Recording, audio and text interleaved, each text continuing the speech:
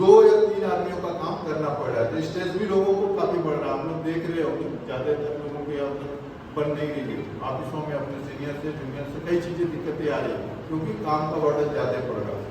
ठीक है, तो स्ट्रेस भी और अपना भी खुद का काम इतना ज्यादा हो गया, भाग दौड़ लोगों को ज्यादा हो गई है पहले की अपेक्षा आज में, तो ऐसे भी स्ट्रेस है लोगों के मन में। ये सारी चीजें आप लोग जान ही रहे हैं। तो एनडीआरएफ के बारे में मैंने आपको एक छोटा सा ओवरव्यू और परिचय दे दिया है, और इसके पहले एनडीआरएफ क्या करती है, कैसे करती है, ओवरव्यू देने की पहले देता हूँ। वर्कआउट शुरू करने से पहले 10-15 मिनट हमारी छोटी सी एक क्लिप है, वीडियो है कि हम कैसे काम करते हैं, ठीक है, किसी भी आपदा में। तो उसका हम वीडियो दिखाते हैं आप लोगों को, उसके बाद फिर जो है अपना ट्रेनिंग सेशन शुरू करते हैं। 2006 में किया गया। शुरुआत में इस बल की 8 वाहिनियां थीं। इनके 9,192 जवानों को बीएसएफ, सीआईएसएफ, सीआरपीएफ और आईटीबीपी से लिया गया था। आज संपूर्ण भारत में एनडीआरएफ की 16 बटालियनों के साथ 18,000 से अधिक जवान 24 घंटे सतत पूरे भारत में तैनात थे।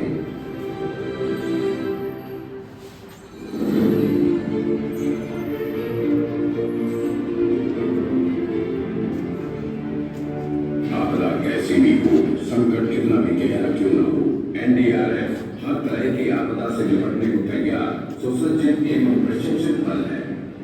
ये जवान शारीरिक और मानसिक रूप से मजबूत हैं, साथ ही संवेदनशील और व्यवहार कुशल भी। तभी ये हर भीषण परिस्थिति से निपटने के लिए हमेशा तैयार रह पाते हैं।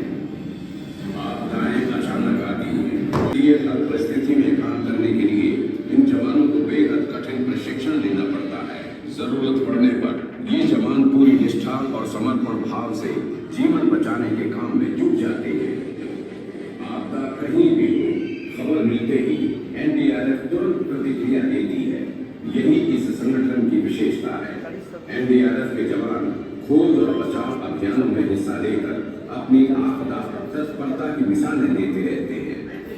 अलार्म बजते ही एनडीआरएफ की प्रतिक्रिया त्वरित और निर्णायक होती है। रेजिडेंशियल बिल्डिंग कोलैप्स हुई है। ठीक है, सभी ऑफिसर्स को बुलाइए इमरजेंसी रूम में। ओके राकेश, ऑपरेशन का क्या अपडेट है? सर, पहली टीम घटनास्थल पर पहुंच चुकी है। घटना का इनिशियल असेसमेंट कर लिया गया है। डीसी आशीष टीम का नेतृत्व कर रहे हैं। अजी साहब, क्या हम घटनास्थल का जायजा ले सकते हैं? यस सर, हम आपके रूम करके देख सकते हैं। ओके, क्या हम ग्राउंड टीम और कमांडेंट से कांटेक्ट कर सकते हैं? अनुपम, अभी ऑपरेशन का क्या अपडेट है? गुड मॉर्निंग सर, अभी घटनास्थल पर एक टीम मौजूद है और दूसरी टीम घटनास्थल पर जल्दी पहुंचने वाली है। प्राथमिक सूचना के अनुसार अभी भी मलबे में लगभग 30 लोगों के दबे होने की आशंका है। चलिए ग्राउंड पर एनडीआरएफ कमांडर से बात कराइए। आशीष, अभी हालात कैसे हैं? सर, प्राप्त सूचना के अनुसार लगभग 30 लोग अभी भी मलबे में दबे हुए हैं। ओके, और अभी तक कितने लोगों को सेफली मलबे से बाहर निकाला जा चुका है? सर, अभी तक एनडीआरएफ द्वारा एक जीवित व्यक्ति को सुरक्षित बाहर निकाला जा चुका है। ऑलराइट, बहुत अच्छा। अपडेट करते रहिए। हम लोग यहाँ एनडीआरएफ कमांड सेंटर पर लगातार जुड़े हुए हैं, नजर में बनाए हुए हैं। आई होप आप समझ गए होंगे। बिना समय नष्ट किए त्वरित तो हमेशा ऐसी स्थिति में क्या करें कि आप इस स्थिति में बैठ जाइए। क्या पैर जो है धरती का जुड़ा हुआ, उन्होंने पंजे पर बैठा हुआ है, पूरा पैर ही नहीं रहता। और छोटा पोजिशन इन्होंने बना है। अगर ऐसे में कई लोग एक साथ हैं तो दूरियां बनाना आगे बढ़ जाएगी, इकट्ठा भी नहीं करता। तो इस स्थिति से आप सर्वाइव कर सकते हैं। अगर बिजली गिर रही है तो आप उससे बच सकते हैं और दोस्तों को भी बचा सकते हैं।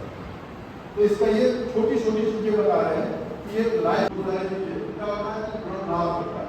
आप लोग जितने स्टूडेंट होते हैं और उस स्टूडेंट में जो है जितने भी डेथ कर जाते हैं लोग, खास करके ब्लड लॉस की वजह से भी होता है। अभी कुछ समय पहले बता दें कोई बात हो जाए कंट्रोल करने के लिए हमारे पास 4 योजना जो सबको जानना चाहिए। कोई ऐसा व्यक्ति नहीं होगा, कोई ऐसा पर्सन नहीं होगा जिसका बचपना से लेकर अभी तक ब्लड लॉस नहीं हुआ।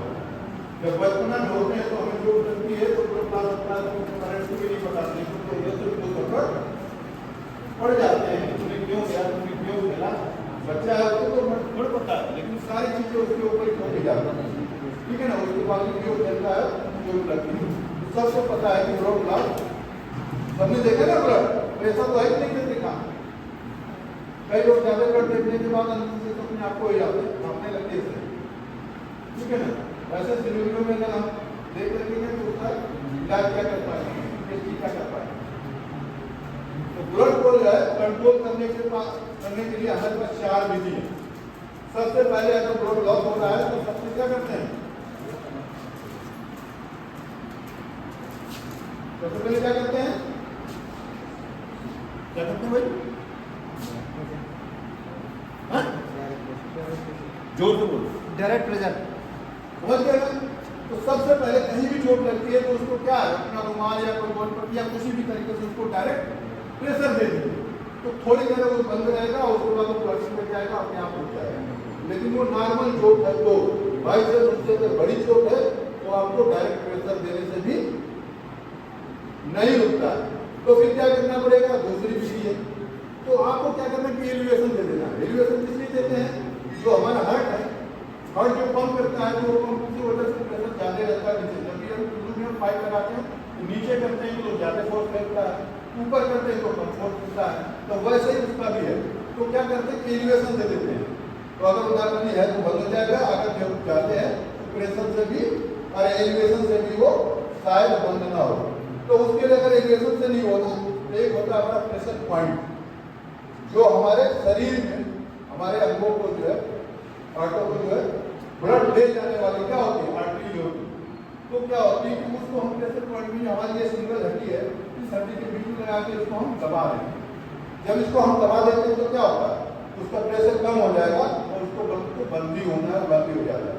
बाई चांस कभी ऐसा भी हो जाता है स्टीम कंडीशन में, एक और विधि है, उसको बहुत स्टीम कंडीशन में ही उसको यूज करते हैं, वो होता है टर्निक्यूट।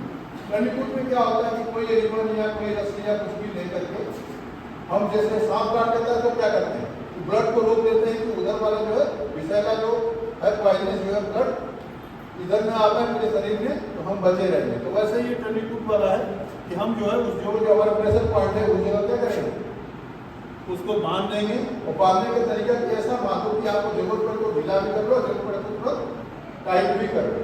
तो वो क्या होता है कि जब हमारा कोई पार्ट शरीर में कितने हो रहे हैं, कोई है ना, हड्डियां कितनी होती है कोई बताए, हड्डियां होती है, हाथ तो बड़ा का मुझे पता है, हड्डियां मुझे भी छोटा बच्चा भी रख लेता होगी कभी इतना 200 हड्डियां होती है, लेकिन उस हड्डियों को उठने से कुछ फर्क नहीं पड़ता है, एक हड्डी में होगी खास तो कभी उसको मिलता है।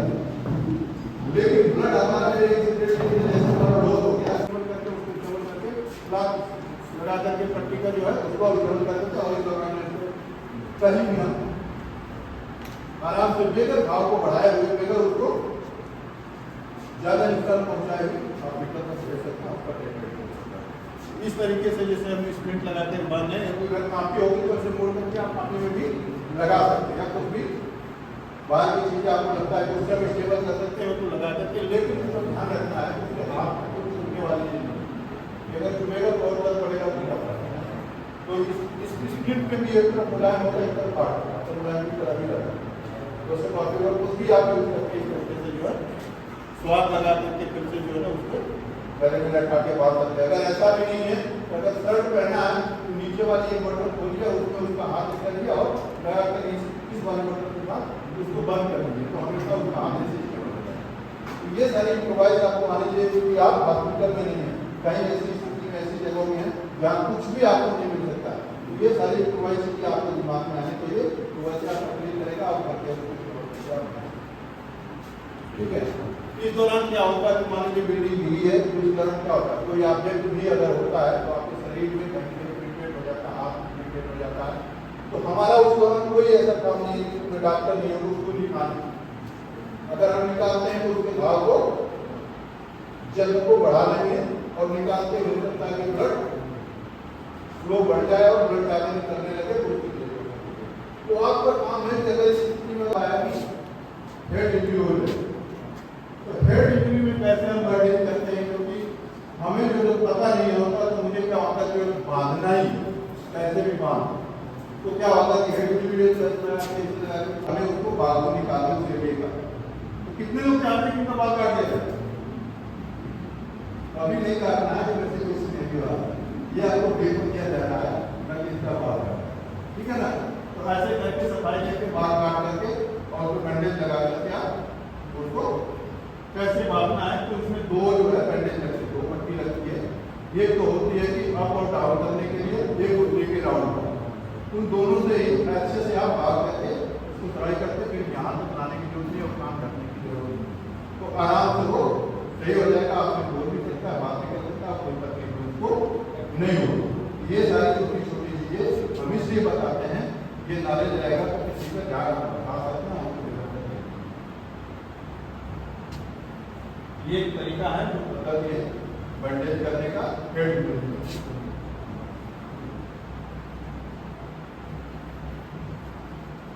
ये जो राउंड राउंड जा रही है तो उसको दबा रही है, फिर उसको भी जो दब जा रही है तो फिर उसका हम जो है ऊपर नीचे ऐसे ऐसे कर सकते हैं।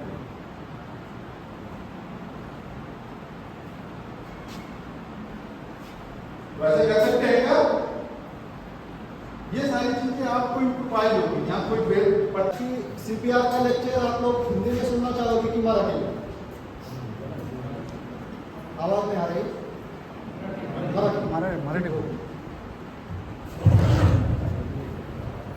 आवाज तो कट हो गई। तो बात किसकी है? दिल की। दिल की बात है, दिल से सुनोगे तो किसी के दिल के लिए काम आ जाएगी, ठीक है? बोलते हैं ना, दिल का धड़कना बंद हो जाएगा तो क्या है? तो व्यक्ति वैसे ही क्या है, मृत माना जाता है। तो किसी के बंद पड़े हुए दिल को पुनर्जीवित करने के लिए क्या करते हैं हम? सीपीआर देते हैं। तो सीपीआर का फुल फॉर्म बता सकता है किसी को पता सीपीआर का फुल फॉर्म? जो आप व्हाइट ड्रेस में जो बैठे हैं पूरे, आप फार्मा वाले हो या नर्सिंग वाले हो? नर्सिंग। आप लोगों को सीपीआर पता ही होगा, पता है, ठीक है? जैसे कि कुछ में आप इसमें कुछ सुझाव देना चाहोगे तो दे सकते हैं बीच में, नहीं तो मैं जो पूछूंगा उसके लिए प्रतिशत देना आपका काम बनता है। सीपीआर का लेक्चर 2 वे कम्युनिकेशन होगा, ये बच्चे वाली पढ़ाई नहीं, अडल्ट लर्निंग, ठीक है? यहाँ सब समझदार है, किसी को पूछते हो पुनर्जीवित, पर वो कितना समय? सीपीआर मध्ये 4 ते 6 मिनिटाचा वेळ असतो। त्या वेळेपूर्वी जर सीपीआर जर दिला तरच जो व्यक्तीचं हृदय बंद पडलेलं आहे ते पुनर्जीवित करता येऊ शकतं। हे सर्वप्रथम तुमच्या लक्षात आलं पाहिजे। तर त्याला मेडिकल लँग्वेजमध्ये क्लिनिकल डेथ आणि बायोलॉजिकल डेथ म्हणतात। क्लिनिकल डेथ जे मी तुम्हाला आता सांगितलं 4 ते 6 मिनिटाचा, ज्या व्यक्तीची पल्स अबसेंट असते, श्वास बंद असतो, अशा व्यक्तीचा पल्स अबसेंट झाल्यापासून 4 ते 6 मिनिटाचा जो वेळ आहे, त्या वेळेपूर्वी जर तुम्ही सीपीआर जर दिला तर त्या व्यक्तीला पुनर्जीवित करता येतं, हृदय पुन्हा त्याचं चालू करता येतं। त्याला काय म्हणतात? Clinical death. जर बायोलॉजिकल डेथ जर झाली तर बायोलॉजिकल डेथ त्यामध्ये आपल्याला सीपीआर देऊनही काय करता येत नाही, की त्याची मृत्यू रोखता येऊ शकत नाही। तर ती कशी होते? बायोलॉजिकल डेथमध्ये आपल्या ज्या ब्रेनच्या सेल्स असतात, कोशिका, त्या 6 मिनिटाच्या नंतर काय होतात? मरण पावतात। त्यांना पोषक तत्व भेटत नाही।